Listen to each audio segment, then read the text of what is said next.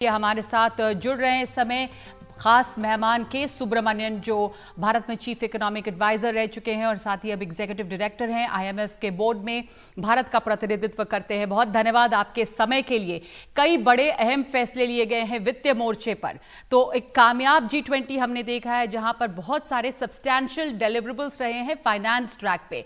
आपसे जानना चाहूंगी आपके लिए एक बड़ी उपलब्धि फाइनेंस के क्षेत्र में क्या रही? धन्यवाद नगमा जी। मेरे अनुसार ये एक बहुत बड़ी डिप्लोमेटिक जीत हुई है भारत के लिए, चूंकि जो डिक्लेरेशन, दिल्ली डिक्लेरेशन आया, वो आर्थिक मुद्दों पे केंद्रित था। जो जो जो विषम स्थिति बनी हुई थी, कंसेंसस ना बनने के लिए, वो पॉलिटिकल जो विषय थे उससे आ रहे थे। और भारत ने ये बहुत अच्छा किया कि G20 की जो बुनियादी जो ऑब्जेक्टिव है वो आर्थिक है, उसको लेकर भारत ने एक्चुअली इसको अप्रोच किया। और इसके तहत एक्चुअली जो कंसेंसस वाली डिक्लेरेशन एक दिन पहले आई, ये बहुत बड़ी डिप्लोमेटिक जीत है। जहां तक इकोनॉमिक और फाइनेंशियल एस्पेक्ट्स की बात करें, तो मेरे अनुसार जो इंफ्रास्ट्रक्चर जो बनने वाली है, और इसको मैं न्यू सिल्क रूट कहूंगा।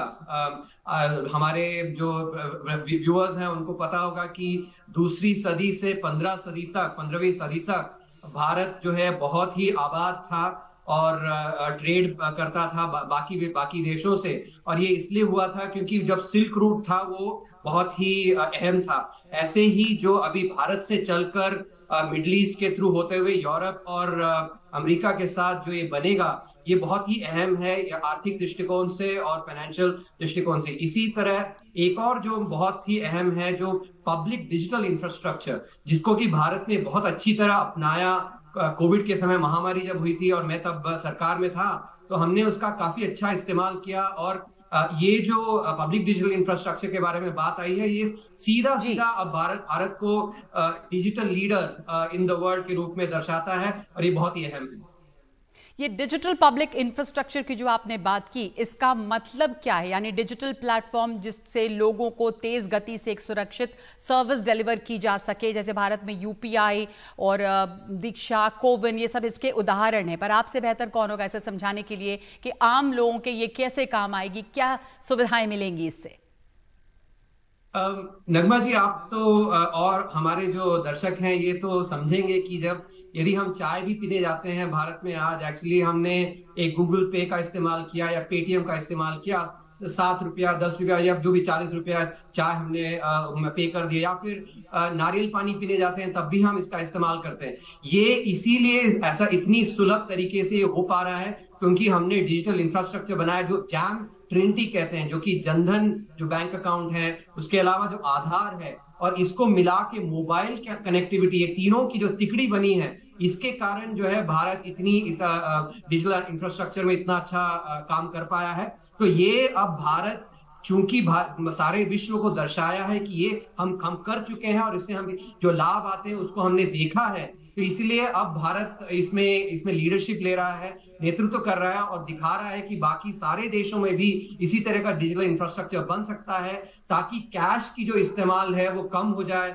और फॉर्मलाइजेशन, इकोनॉमी की फॉर्मलाइजेशन जो कि हमने भारत में देखा है, वो सारे बाकी देशों में, पर्टिकुलरली जो हमारे जो विकासशील देश हैं, उनमें इसका इस्तेमाल हो, और भारत ने जो जैसा लाभ उठाया है वो बाकी देशों में भी ऐसा लाभ हो। यही भारत की एक्चुअली यहाँ पे प्रयास है। जी, और एक बहुत ही कामयाब G20 रहा है इस मायने में भी कि यहाँ पर जो ग्लोबल साउथ की बात हो रही है उसकी आवाज और ज्यादा मजबूत हुई है और भारत उसकी आवाज बन रहा है। अफ्रीकन यूनियन को शामिल होना इसमें, ये जो डिजिटल पब्लिक इंफ्रास्ट्रक्चर है, इसके जरिए भी जो फाइनेंशियल इंक्लूजन की बात हुई है, आपने भी इस बारे में चर्चा की है कि डेट रिस्ट्रक्चरिंग कितना महत्वपूर्ण है। अब तक वो बहुत सेंट्रलाइज रहा, वो ऐसा रहा जिसमें कोई पारदर्शिता नहीं थी और कुछ देशों का, डेवलप्ड देशों का उसके ऊपर एक तरह से कब्जा था। ये डेट रिस्ट्रक्चरिंग के नजरिए से कितना अहम रहा है, क्या हुआ है इस ओर काम?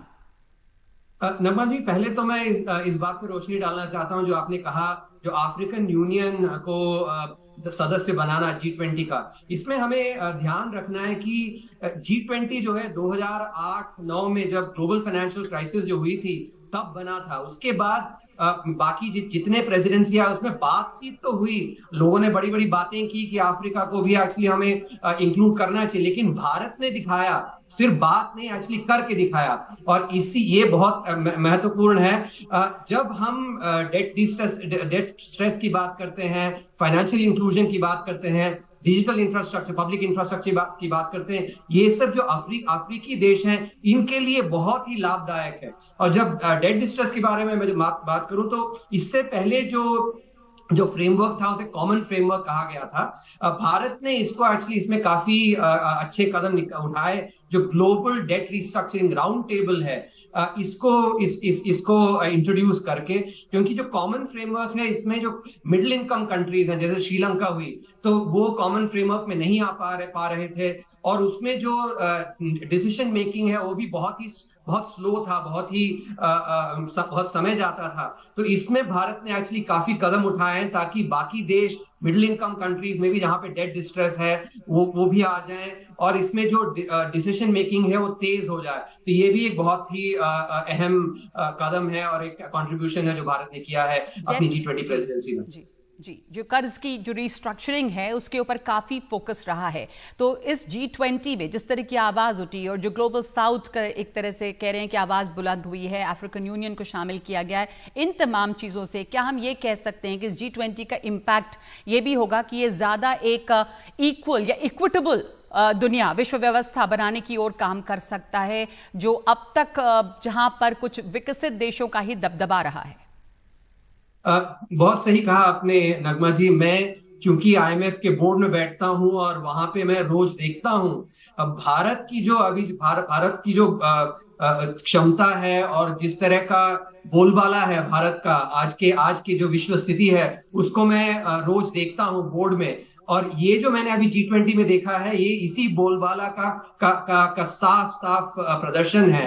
क्योंकि ग्लोबल साउथ का जो आवाज है, उसकी आवाज भारत बन के आया है और उनका नेतृत्व कर रहा है। और इससे पहले जैसे मैंने भी कहा एक्चुअली कि हालांकि करीब 15 साल से G20 रही है, बाकी प्रेसिडेंसी में कभी अफ्रीकन यूनियन का एक्चुअली मेंबरशिप नहीं आया। लोग बड़ी बड़ी बातें करते थे लेकिन भारत ने करके दिखाया, और ग्लोबल साउथ का जो लीडर है वो बन के उभरा है। और जिस तरह भारत की जो मतलब रिस्पेक्ट है वो साफ दिखी है, क्योंकि डिप्लोमेटिक इसमें रशिया के से भी बात कर सकते हैं, अमेरिका से भी बात कर सकते हैं, बाकी देशों को सबको साथ लाने में जिस तरह का जो नेतृत्व भारत ने दिखाया है ये बहुत ही अहम है। और G20 के बाद भारत को जिस तरह से देखा जाएगा वो एकदम अलग और बहुत ही पॉजिटिव होगा। बिल्कुल। एक आखिरी सवाल, आपने जैसा कहा कि एक अलग दुनिया है, कोविड के बाद की दुनिया और है, जहां पर यह भी दिखा है कि जो सप्लाई चेन है उनके एक जगह पे केंद्रित होना, ओवर डिपेंडेंस जो है वो कितना नुकसान देता है। और ऐसे में ये जो मल्टीलैटरल डेवलपमेंट बैंक्स की बात हुई है वो किस तरह से, अभी हम देख रहे हैं कि एनर्जी प्राइसेस हो, फूड प्राइसेस हो, ये सब कितना ज्यादा ये उसमें उछाल है, और जो इंटरेस्ट रेट्स है वो बहुत बढ़े हुए हैं। ऐसे में मल्टीलैटरल डेवलपमेंट बैंक्स का रोल और इसके ऊपर क्या सहमति बनी है? इसमें नगमा जी मैं पहले ही इस बात पे रोशनी डालना चाहता हूं कि भारत ने जब कोविड की महामारी आई थी और मैं तब सरकार में था, तो इसलिए इसमें इसकी सेटिस्फैक्शन मुझे रहती है कि हमने तब सप्लाई साइड को तभी समझा कि सप्लाई साइड पे यदि हम काम नहीं करेंगे तो उससे जो इन्फ्लेशन है बहुत बढ़ के आएगा। भारत में इतना इन्फ्लेशन नहीं आया क्योंकि भारत ने इसको अच्छी तरह समझा और कदम लिया। तो ये जो अभी यूक्रेन की जो और रशिया की जो वॉर हुई, इसके बाद बाकी देश भी समझने लगे हैं कि सप्लाई जो साइड से उससे इन्फ्लेशन पे कितना प्रभाव पड़ता है। तो ये वो कोविड के समय में नहीं समझे थे लेकिन वॉर के कारण समझ पाए हैं। तो इसी के चलते भारत ने, चूंकि इसको आगे ही भारत कर चुका था, सप्लाई साइड में इतना सारा एम्फेसिस कर चुका था कोविड के समय, तो अभी दोबारा भारत ने इसमें एक्चुअली जो नेतृत्व दिखाया है ताकि फूड और एनर्जी, क्योंकि यदि आप ध्यान दें तो यूक्रेन जो है गेहूं का सबसे बड़ा इंपोर्टर होता था, और इसके अलावा सनफ्लावर ऑयल भी का बड़ा इंपोर्ट है जो कि फूड, और वैसे ही रशिया क्रूड ऑयल का। तो इस वॉर के कारण इनकी सप्लाईज में बहुत असर पड़ी है, उसके कारण इन्फ्लेशन पे असर पड़ा है। तो ये जो एक सिल्वर लाइनिंग जैसे बोलते हैं अंग्रेजी में, वॉर के कारण ये आया कि सप्लाई साइड पे ये फोकस आई, और इसके चलते क्योंकि भारत का नेतृत्व था और भारत सप्लाई साइड को समझ सकता था, इसीलिए इस पे भी काफी अच्छे कदम लिए गए हैं। बिल्कुल, मैंने आपसे कहा था आखिरी सवाल, पर एक और छोटा सवाल। आप IMF में रिप्रेजेंट करते हैं भारत को, बोर्ड में बैठते हैं। भारत की इकोनॉमी कोविड के बाद भी हमने देखा है कि लगातार उसमें बढ़ोतरी हुई है, जबकि चाइना में स्लो डाउन है, बाकी जगहों पे स्लो डाउन है। तो अगले 5 सालों में अगर हम बात करें तो आप कहां देखते हैं भारत की इकोनॉमी को? नगमा जी, सिर्फ अगले 5 साल में नहीं, अगले 2 दशकों में भारत जो है बहुत तरक्की करेगा। और ये मैं आज नहीं कह रहा, एक्चुअली जो व्यूअर्स NDTV में देखते होंगे, 2020 में भी जब लॉकडाउन हुआ था, तब मैंने कहा था कि अगला जो 2 दशक है उसमें Bharat actually V shape recovery होगी और इकोनॉमी जो है बहुत अच्छा करेगा। तो मेरा अनुमान है हम कि अगले 2 दशकों में करीब 7% की real GDP growth Bharat actually दर्ज कर सकता है, और अच्छे पॉलिसीज हो तो वो 8% तक भी जा सकता है। तो एक्चुअली तो अगले जो 2 दशक, जो 25 साल, जो अमृत काल की बात कही गई, एक्चुअली मैं अर्थशास्त्र के दृष्टिकोण से भी कहता हूं कि अमृत काल है। बहुत बहुत धन्यवाद आपका के सुब्रमण्यन, हमारे साथ जुड़ने के लिए, बात करने के लिए, तमाम आर्थिक पहलुओं को समझाने के लिए। धन्यवाद आपका।